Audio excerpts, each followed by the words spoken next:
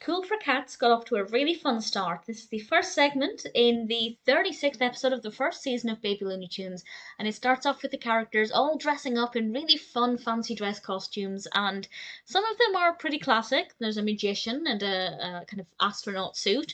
One of the characters is just wearing a giant wedge of cheese on their head. It's really fun, very well animated. And the rest of it continues really well. Sylvester doesn't join in with the game because he doesn't think he'll be able to come up with costume ideas as cool as the other babies did. But then he sees this TV advert for a product called Pickle something. I didn't write the name down, but it was pickles and chocolate. These kind of lollipops made from pickles coated in chocolate, which sounds disgusting. But Sylvester, because the people in the advert were cool, Sylvester decided that if he gets these treats, even though he doesn't like pickles, it will make him cool.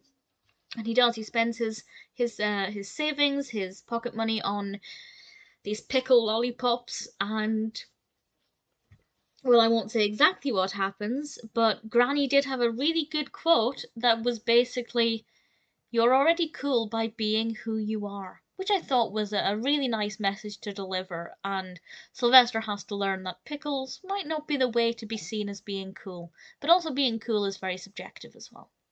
I thought it was very, very well animated. I loved the designs of the outfits at the beginning. I loved watching the TV advert for these pickle pops. The pickle pops themselves looked really great.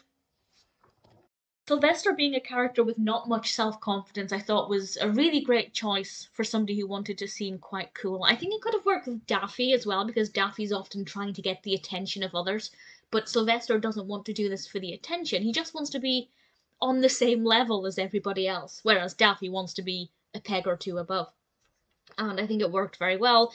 Granny was a great source of delivering some good messages, such as "You're already cool by being who you are," which I thought was a nice way to think about it. Being cool is really about being true to yourself.